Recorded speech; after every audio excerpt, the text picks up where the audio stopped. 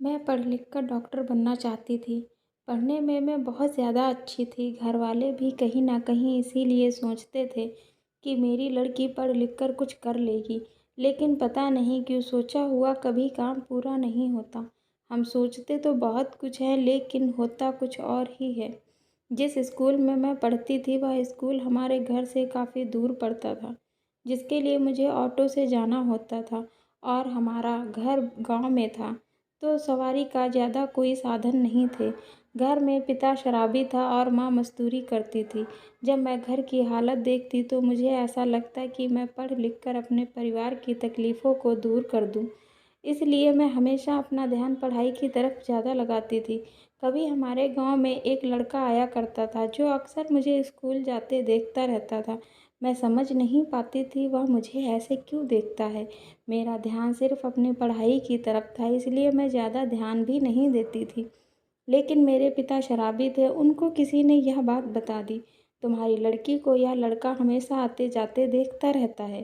तुम्हारी लड़की का इस लड़के के साथ में कोई चक्कर है। और मुझे इस बात की कोई खबर ही नहीं थी। मुझे नहीं पता था किसने क्या और क्यों कहा। लेकिन मेरे पिताजी की बुद्धि खराब हो गई और उन्होंने घर में शराब पीकर कलेश करना शुरू कर दिया। बहुत गालियाँ देने लगे थे, कई बार मेरी किताबें उठाकर फेंक देते थे और मेरी माँ से कहते थे इसे पढ़ाने लिखाने की ज़रूरत नहीं है, इसे शादी कर दो, पढ़ाई की आड़ में पता नहीं चलेगा किसी दिन कुछ और ही हो जाएगा। मैं यह सारी बातें सुनकर रोती लेकिन कुछ नहीं कह पाती थी।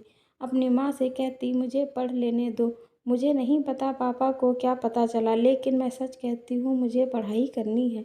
लेकिन किसी ने मेरी नहीं सुनी और 1 साल के अंदर मेरी शादी कर दी गई। मेरे 12वीं के एग्ज़ाम तक नहीं दिए थे। शादी होने के बाद कहते हैं लड़की को नया जन्म मिलता है। मैंने सोचा शायद मेरी किस्मत कुछ बदल जाए। शादी के पहले साल तक मेरा पति बहुत ठीक था। उसने मेरी 12वीं के पेपर दिलाए। उसके बाद मैं प्रेग्नेंट हो गई और मेरी जैसे ज़िंदगी थम सी गई। बच्चे बड़े ऑपरेशन से हुआ, इस वजह से मैं ज़्यादा काम नहीं कर पाती थी। धीरे धीरे शरीर सही हुआ, फिर बच्चों संभालना, घर संभालना। बच्चा 3 साल का हुआ, मैं दोबारा फिर प्रेग्नेंट हो गई और फिर से वही ज़िंदगी। ऑपरेशन से बच्चा हुआ, फिर 2-2 बच्चों को संभालना, घर संभालना। मेरी ज़िंदगी कहीं फंस गई। घर में खर्चे बढ़ने लगे और पति कुछ नहीं कमाते थे। अब धीरे धीरे पति भी शराब पीने शुरू कर दी थी। वह भी रोज़ रात को पी करके आते। घर में बहुत लड़ाई झगड़े होने लगे थे। मेरे भी 2 लड़कियां हो चुकी थी और मैं जब भी अपनी लड़कियों की तरफ देखती मुझे अपना बचपन याद आ जाता था।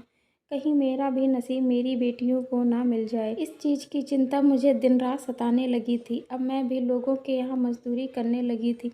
जिस तरह मेरी माँ मज़दूरी करती थी, मेरे पिता शराबी थे, उसी तरह मैं मज़दूरी कर रही थी और मेरा पति शराबी था।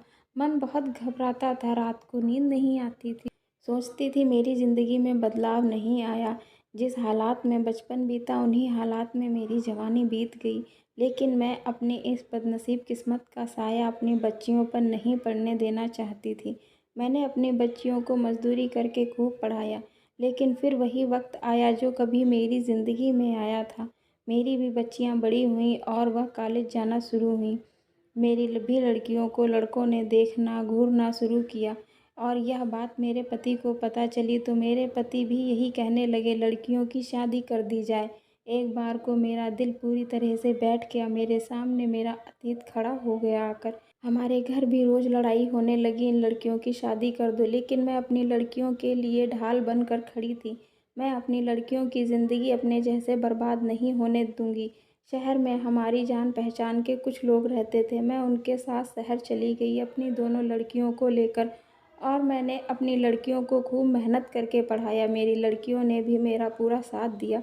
मेरी लड़कियां कॉलेज के बाद जॉब करती, अपने खर्चे वह खुद उठाती। बहुत संघर्ष किया हम माँ बेटियों ने और आज मेरा संघर्ष पूरा हुआ। मेरी एक बेटी डॉक्टर और दूसरी कलेक्टर बन गई। मैं खुश थी। मैंने अपना नहीं तो अपनी बेटियों का ज़िंदगी बदल दी।